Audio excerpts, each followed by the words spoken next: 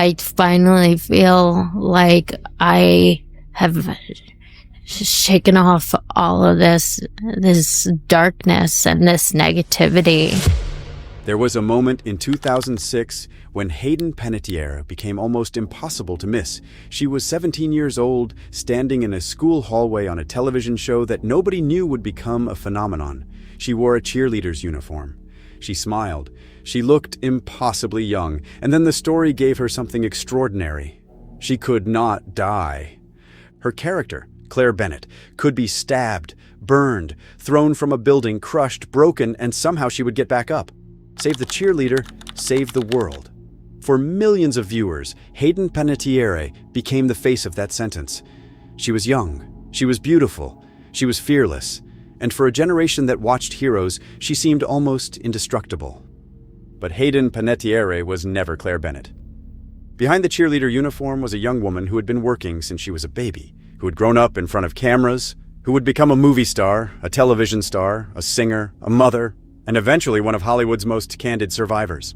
She would also spend years fighting battles that the audience could not see, battles involving addiction, postpartum depression, a painful relationship, the loss of her brother, the separation from her daughter, and the enormous pressure of trying to remain Hayden Panettiere while the world kept expecting her to be the fearless girl it had first fallen in love with. Earlier this year, she finally told much of that story herself in her memoir, This Is Me, A Reckoning. And now, on August 16, 2026, Hayden Panettiere died at just 36 years old. Her family confirmed the death through her representative. The investigation into what happened is still ongoing, and no official cause of death has been established. The woman who once played television's most impossible-to-kill teenager was suddenly gone.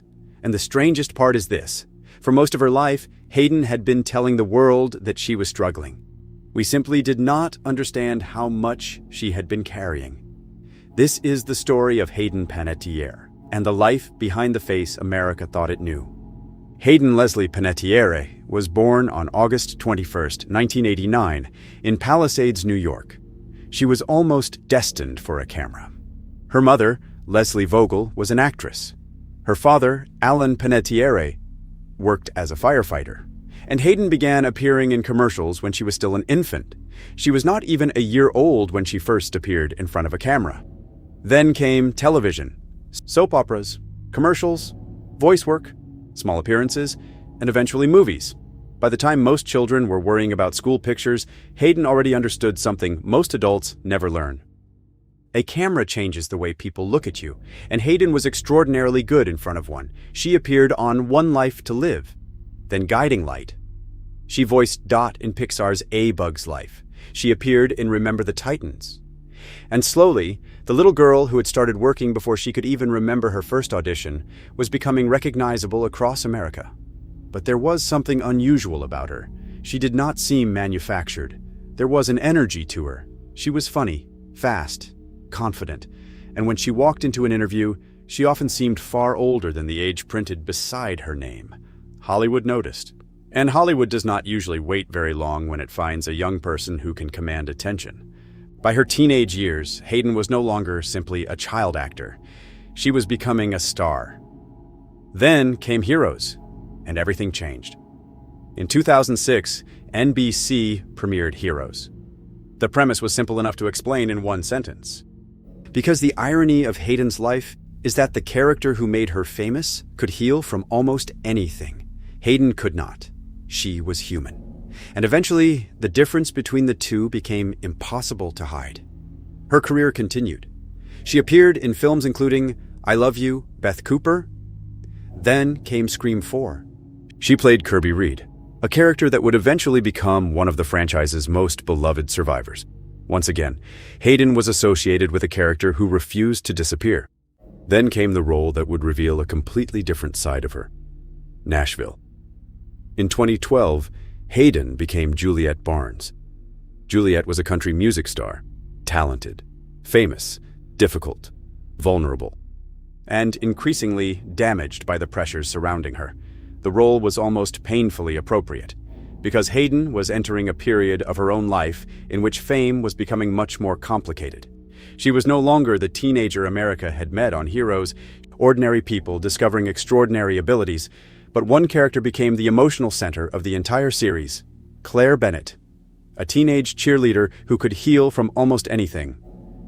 Hayden was 17 when she took the role, and suddenly millions of people were watching her every week. The character became iconic almost immediately. The blonde cheerleader, the bright smile, the impossible healing ability, the girl who seemed incapable of being destroyed. Hayden's performance earned her enormous attention, and Heroes became one of the defining television shows of the mid-2000s. For young viewers, she was everywhere. Magazine covers, interviews, awards shows, red carpets, Hollywood events. She was still barely an adult, but the world had already decided what she represented. Young, successful, beautiful, invincible.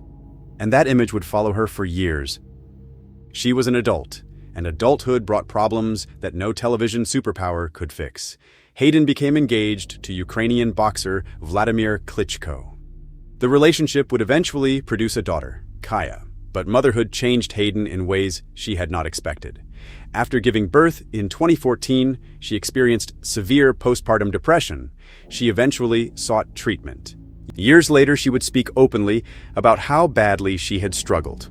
This was not simply sadness. She described a profound sense of disconnection and emotional suffering. And she would later explain that she turned toward alcohol and prescription drugs while trying to cope. The woman who had spent her entire life being photographed was suddenly dealing with something cameras could not capture: the inside of her own mind. She continued working on Nashville, but her personal struggles became increasingly difficult to separate from her professional life. She entered treatment more than once. She stepped away from the series, and the public began asking the questions celebrities inevitably face when their lives stop looking perfect. What happened to Hayden? Why did she disappear? Was she okay? For years, people could see pieces of the answer, but they could not see the entire picture. There was another part of Hayden's life that would become even more painful. Her daughter, Kaya, eventually lived primarily with her father, Vladimir Klitschko. Hayden continued to love her daughter deeply, but the separation was devastating. And for someone who had spent her entire childhood being watched, judged, photographed, and discussed, motherhood became another part of her life that strangers felt entitled to analyze. She was not simply Hayden anymore. She was Hayden the actress, Hayden the mother, Hayden the former child star, Hayden the woman in recovery, Hayden the celebrity whose private life had become public property. She wanted people to understand what addiction actually looked like, what postpartum depression actually felt like, what it meant to grow up in Hollywood, what it meant to become famous before you were old enough to understand what fame could cost you. And this year, she put those experiences into a memoir. This Is Me. A Reckoning was not the story of the perfect child star. It was the opposite. It was an attempt to reclaim her own story. She talked about addiction, motherhood, postpartum depression, Hollywood, pain, recovery, and the parts of her life that she had once struggled to explain. For perhaps the first time, Hayden was not playing a character. She was not Claire Bennet. She was not Juliette Barnes. She was not Kirby Reed. She was simply Hayden. And that makes what happened next even harder to comprehend. On Sunday, August 16th, 2026, emergency responders were called to a residence in Greenville, South Carolina.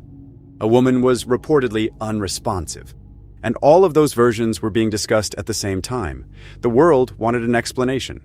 Hayden was still trying to understand herself. Then came another devastating loss. In February 2023, Hayden's younger brother, actor Hayden Panettiere, died at just 28 years old. His death hit Hayden hard. She had already spent years trying to rebuild her life. Now, she was grieving her brother. The family tragedy added another layer to a life that had already contained more than most people could imagine. And once again, the public saw only fragments. A photograph, a statement, a tribute, a few words. But grief does not happen in photographs. It happens when the cameras are gone. It happens at night. It happens in empty rooms. It happens in the moments when there is nobody left to perform for. And yet, Hayden kept going. That part of her story matters, because it would have been easy to disappear completely. Instead, she began talking more openly. That woman was Hayden Panettiere. She was 36 years old. Authorities responded and medical efforts were made, but Hayden died at the scene. The preliminary investigation has found no signs of foul play, and the investigation remains ongoing. The official cause of death has not been established. Within hours, the news spread across Hollywood. Actors who had worked with her began remembering her. Fans began revisiting heroes. Old clips resurfaced. People who had not thought about Claire Bennet in years suddenly found themselves watching the same scenes again. The girl who could not die was gone, and people were struggling to understand the contradiction. The tributes came quickly. Viola Davis remembered Hayden. Bethany Joy Lenz spoke about her.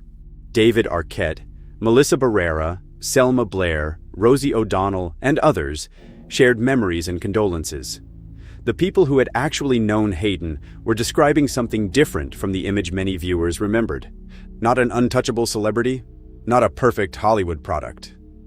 A person. A complicated person. A funny person. A vulnerable person. A woman who had fought incredibly hard to get back to herself. And that is perhaps the most important thing to remember about Hayden Panettiere. She spent her entire life being mistaken for the character she played. Claire Bennet was fearless. Hayden was not. Juliet Barnes could turn pain into a performance. Hayden had to learn how to survive pain when there was no script. Kirby Reed could survive a horror movie. Hayden had to survive real life. There was no writer waiting to give her the perfect ending. No television producer could bring back the people she lost. No superpower could repair the years she spent fighting addiction. No amount of fame could make postpartum depression disappear. And no audience could save her from being human. There is something especially haunting about the fact that Hayden had just spent months telling people her own story. She had finally reached a point where she could look backward. She could explain what happened. She could talk about the woman underneath the celebrity. She could say, in her own words, "This is me." And then she was gone.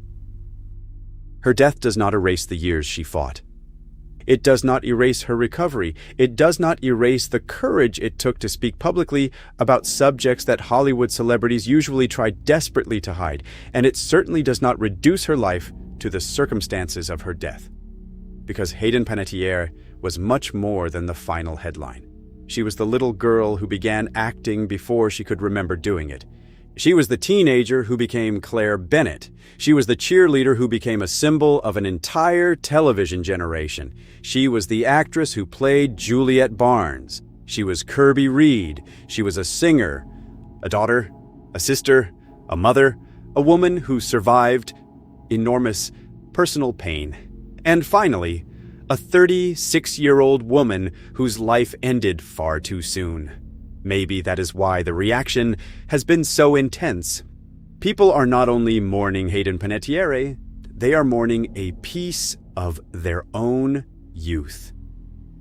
For people who watched Heroes in 2006, Hayden was part of a particular moment.